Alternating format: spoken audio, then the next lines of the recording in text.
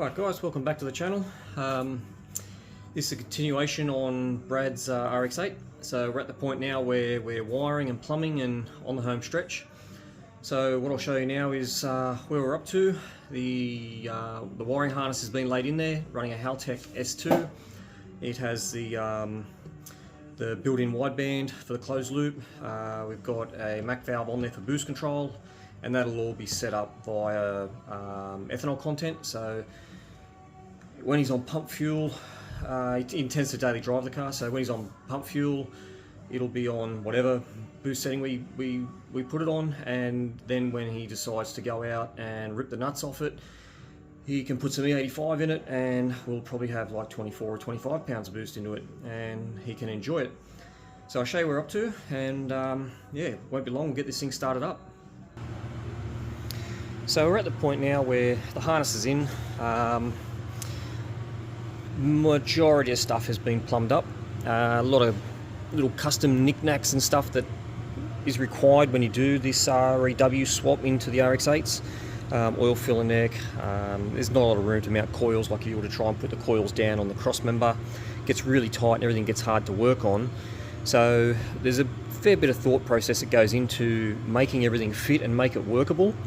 As I might have mentioned before, this car has to pass an emissions test and be engineered, so we will be running everything. What's we got here? That one will be carbon canister that'll run up into the intake. We've got vacuum for the air pump, which we've ended up mounting down. Well, actually the air pump's in the front, but we've got the valve down near the catalytic converter. I'll show you that. But as you can see, it is all taking shape and just about ready to be buttoned up. This one's running, we've got 4 1650cc injectors. Yeah, a lot of heat shielding and stuff. Anyone who's had a FD or an Rx8 knows how hot they do get under the bonnet. We've got a G40 1150 turbo on there. Yeah, so I'll continue to plumb up the emission stuff and all the vacuum lines that are required. I'll plumb up the Mac valve for the wastegate, and then we'll lift it up and we'll have a look at what we've done to get the air pump working and help us comply with the emissions. Okay, so underneath we've got dump pipe which comes down there. We've had to do an oval pipe on this one. It was a 4-inch, and getting a 4-inch round pipe down past the steering column gets pretty tight. So we've opted to go for an oval. That then comes down into the cat and it'll join into the original system. However, that I dare say is going to get an upgrade. The valve for the air pump we've mounted down near the gearbox, and that will go straight in before the cat, and that's vacuum operated and controlled by a SSV valve, which is also controlled by the Haltech. We've mounted the air pump. We've sort of hidden it up under the bumper bar there. It's out of the way. It's very inconspicuous. Even though it is going to be a daily driver, we try to make the cars as nice as possible. A little bit of detail goes a long way. So yeah, I guess next up is we'll fire this up. I've finished plumbing everything up on the top there. So next step is we'll put a base map in the ECU and crank it over and see if it makes some noise. Alright, so we'll just do a quick smoke test before we try and fire this up. Make sure we don't have any leaks or anything. You know, I've got some smoke coming out of the air filter. We're putting the smoke in the engine, so it doesn't appear to be any intake manifold leaks. Have a look around.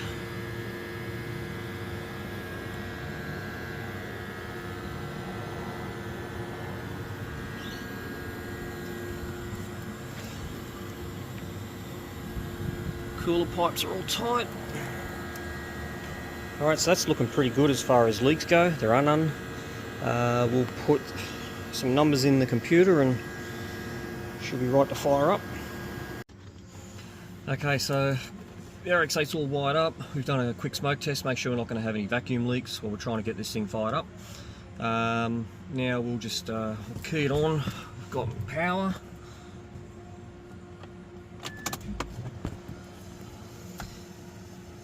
Now, because we haven't configured anything yet, it's not set up, we are going to have a few dash lights on. We're just doing an update on the ECU, on the software.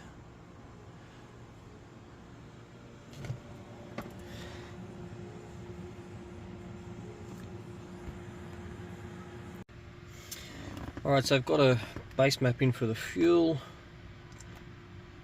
Put base map in for some ignition timing.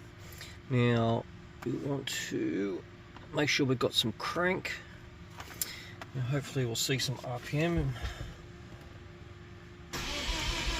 Yeah, beautiful. Alright, that's all working.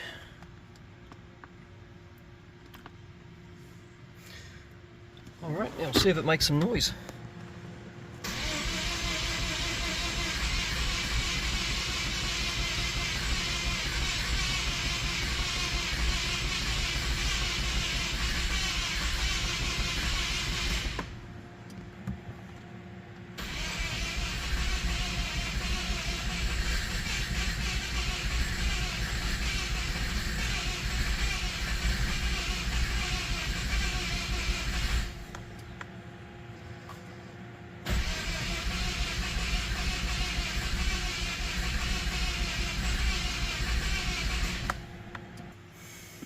Okay, I can smell fuel coming out the tailpipe, so she's obviously rich. We'll just pull some from here.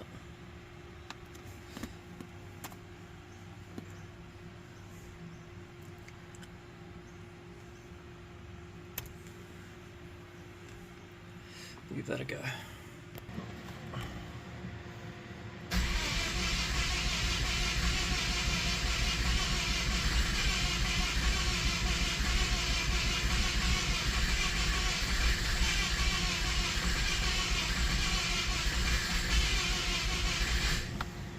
What am I say?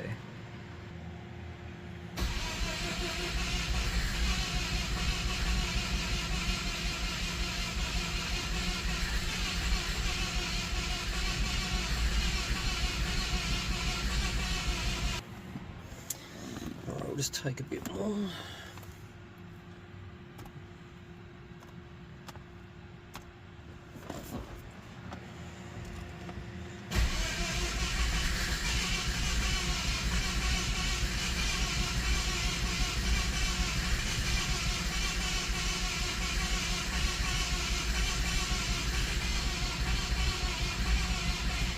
Not too much.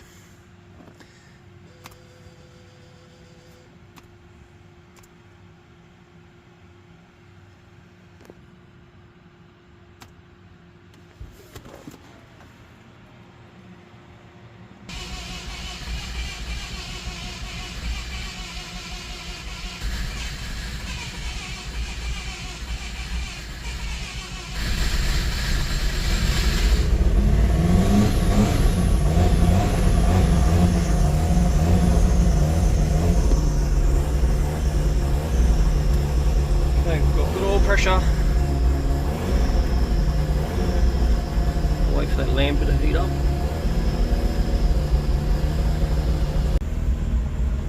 Okay, so within just a couple of minutes, got this thing idling around 1100 revs. Oil pressure.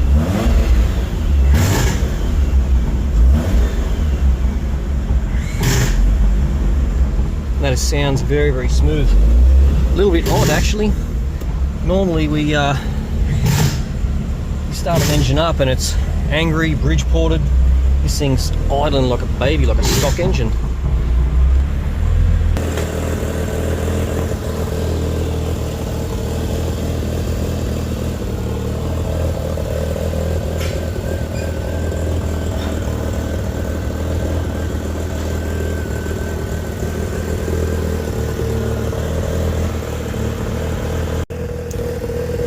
So the Rx8's up and running, and within a couple of minutes we've literally taken it for a drive down the road. Drives nice and smooth. That's only a really rough sort of base map in there. Next step will be we'll put the front bar and the bonnet back on it, and we'll strap it down on the dyno and put a running tune, and then start putting some Ks on it. On a side note, we are going to sell these S2 ECUs with wiring harness and everything complete. So if you are doing an REW swap, you'll be able to buy the ECU complete with a terminated wiring harness and a base map in it. With, you know, you can buy it with or without the injectors, and you'll be pretty much right to plug in and go. Okay, so I just got back from engineers doing the emissions test and noise test to try and get Brad's Rx8 engineered.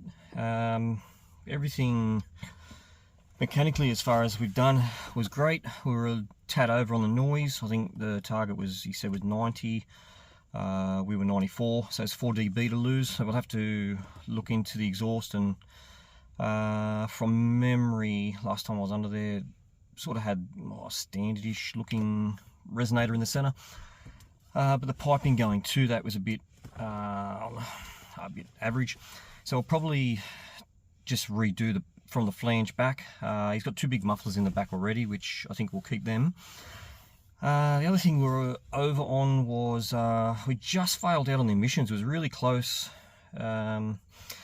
which was surprising because I don't have really anything to measure anything. It was just sort of, you know, you do what you think is best in the tune, and it was actually reasonably close. So we'll have to jump back on the dyno and have a play with that. But all in all, it was, yeah, good day. Car drives absolutely amazing. The gearbox is super smooth.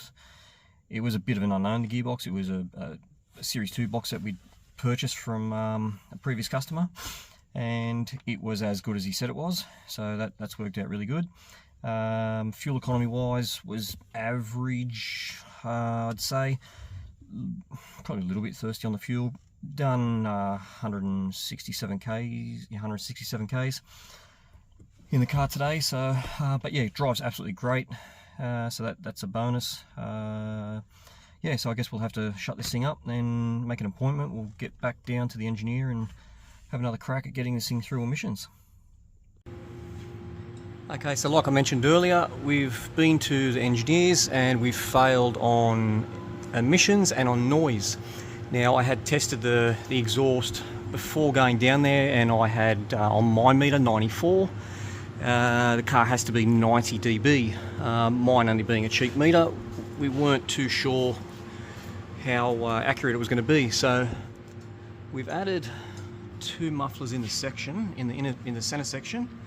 So we've redone from that join, now stepped it up to 3-inch, put in a 16-inch resonator there, a 16 by 4.5 there, and redone the rear section and come up to the rear and keep Brad's original mufflers.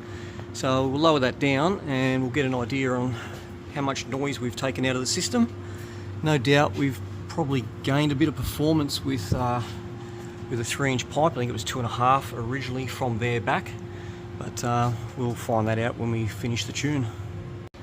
Start it and rev it up.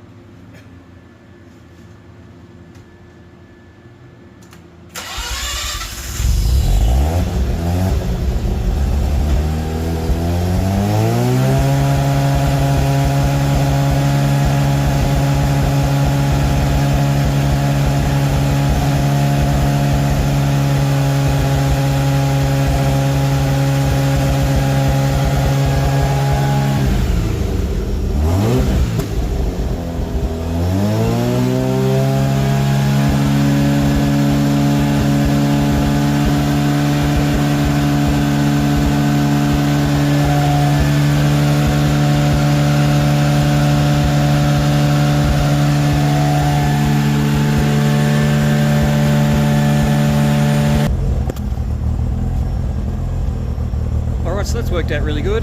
90.2.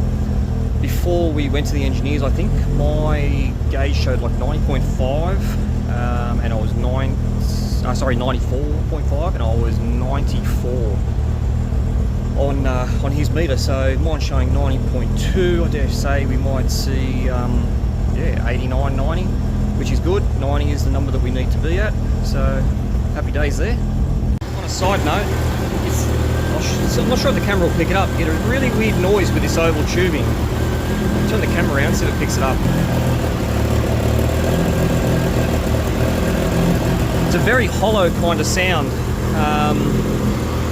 At first you sort of think it's an exhaust leak, but smoke testing it, there's no leak, and under it with a hose you can't find any leak. It's just definitely a really weird, a very hollow kind of sound.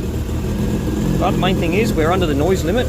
Now we'll just jump back on the dyno and touch up the tune and get that to comply with the emissions, and we should have a green light on this.